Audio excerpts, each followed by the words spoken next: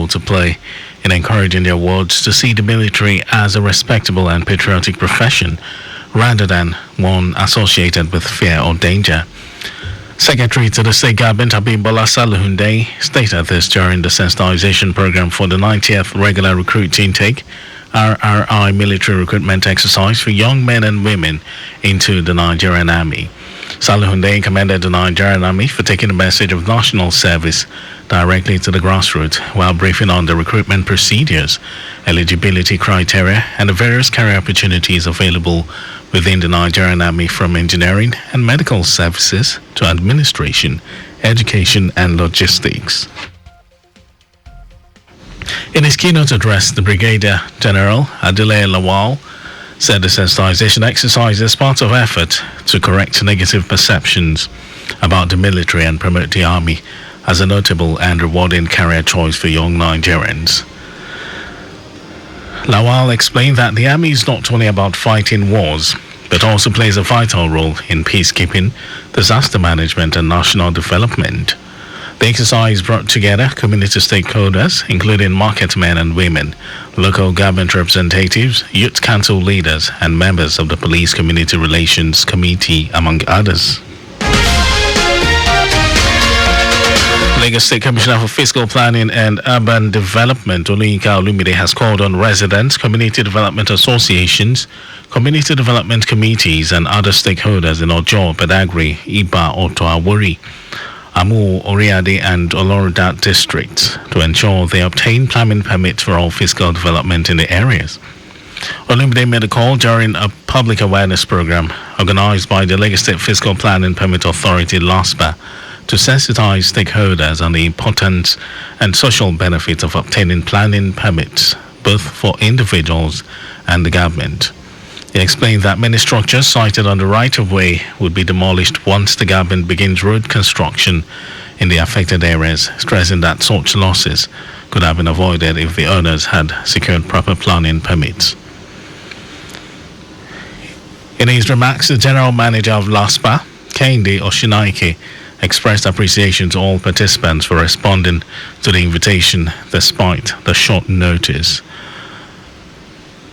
The President General of Alaba International Amalgamated Council, Camillus Amajoyi, pledged that property owners and developers at the Alaba Trade Fair would now strictly adhere to the law by obtaining planning permits before reconstructing their plazas.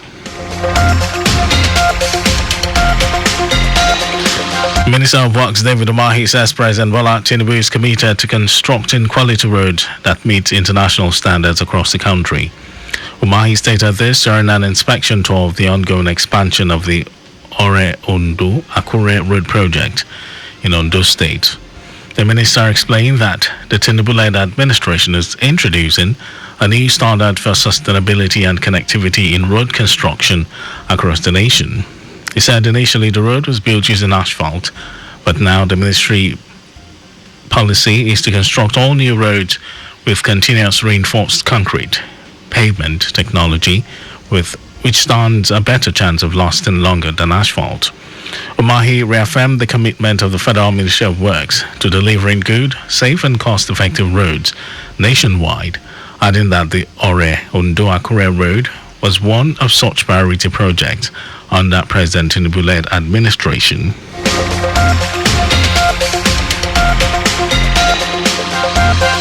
The House of Representatives is considering a bill to amend the Electricity Act 2023 to divest the Nigerian Electricity Regulatory Commission, the Rural Electrification Agency, and the Rural Electrification Fund of powers to regulate, promote, or undertake the development and utilization of renewable energy. The bill seeks to establish the National Authority for Renewable Energy to regulate and control the development of the sector in Nigeria.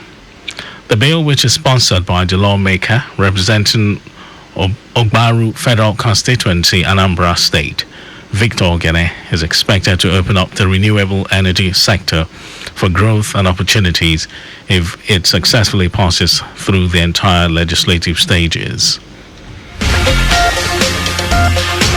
In some foreign news, a weapon smuggler who used a fishing boat to ship ballistic missile parts from Iran to Houthi rebels in Yemen has been sentenced to 40 years in a U.S. prison. Pakistani national Muhammad Falwan was detained during a United States military operation in the Arabian Sea in January 2024, during which 2 U.S. Navy SEALs drowned. Falwan's crew testified they had been duped into taking part, having believed they were working as fishermen. The Houthis had launched sustained missile and drone attacks on Israel at the time and targeted international commercial shipping in the Red Sea and the Gulf of Aden, saying they were acting in support of Gazans. Iran has consistently denied arming the Houthis. And in sports news, Besiktas FC of Turkey has appointed Super Eagles standing captain Wilfred Ndidi as the club's new vice captain. Ndidi will serve as deputy to Turkish international Orkun Koku, who has been named the new team captain. The duo replaced the former captain and vice captain Mert Günok as the new leaders of the first team.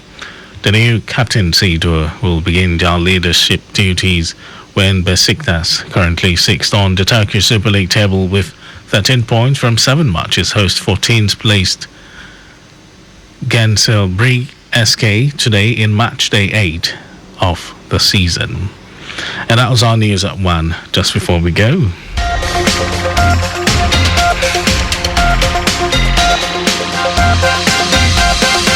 slow down at road junctions, intersections and pedestrian crossings. You can follow us and like all our various social media platforms: X, Traffic Radio 961, Facebook, Lagos Traffic Radio 96.1 FM, Instagram, Lagos Traffic Radio 961. Subscribe and watch our news and programs. It's live on YouTube, Traffic Radio 961. Our website is www.trafficradio961.ng. You can also listen to Lagos Traffic Radio live on my Lagos app for timely updates. Did you know that the Sanwo-Olu administration completed and unveiled 1.4-kilometer flyover and dual carriageway Pensinema Bridge, Agege? You can get more details on the Lagos Government website. For contacts with the newsroom, send a message to info@trafficradio961.ng. And that ends the news broadcast, compiled by Zainab Adebeshi. Thank you, Lagos, for listening. My name is Mike James. Beautiful afternoon to you.